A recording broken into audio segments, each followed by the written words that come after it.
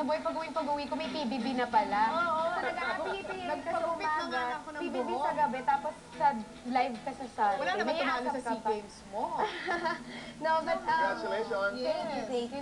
You know, these are the things na hindi natin ina-expect, di ba? And it's so nice because, like you said naman sa opening din, Tito Boy, na talagang may mga balita dito sa Pilipinas, sa bansa natin, na hindi naman din talaga nakakapagpabuti sa loob ng mga Pilipino. So, in a way, in your own little way, gusto mong mapasmile ang ibang mga Pinoy, di ba? Yung hindi lang dito, pero kahit abroad. And nag-umpisa siya talaga, it's been a whirlwind 4 weeks or 1 month, na kaya rin ako nawala. Nawala man ako, Tito Boy. I represented the Philippines with pride. I was so proud to be Pinoy. Sa lahat ng pinuntahan ko, hindi nga ako mukhang full Pinay, pero talagang nagpapa-Pinay talaga ako doon.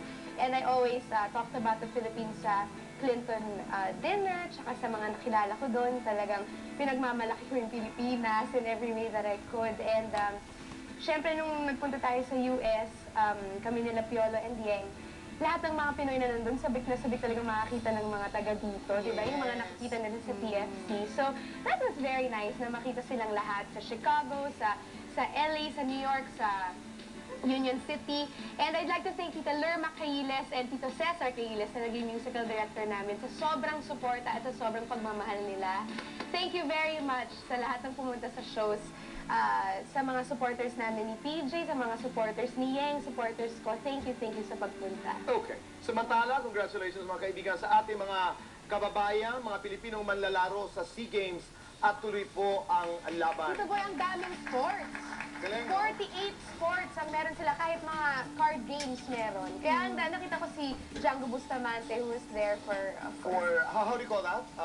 Billiard? Billiard, pool, or whatever. Pero alam niyo po mga kaibigan, habang pinapanood ko po si Casey sa telebisyon, ang pangarap talaga ng marami ngayon sa Asia, sa Southeast Asia, ay sana isang araw makagawa ho tayo ng mga regional stars, yung parang European stars.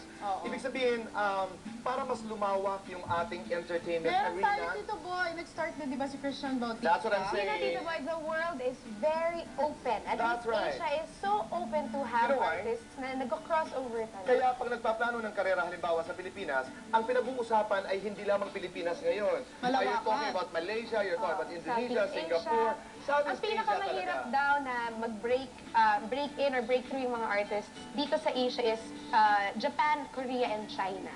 Yun ang tatlo sa pinakamahihirap na markets na mag-break talaga. Pero Japan, naalala ko in the late 80s, napakalaking artista po ni Marlene de la Peña, who was a superstar in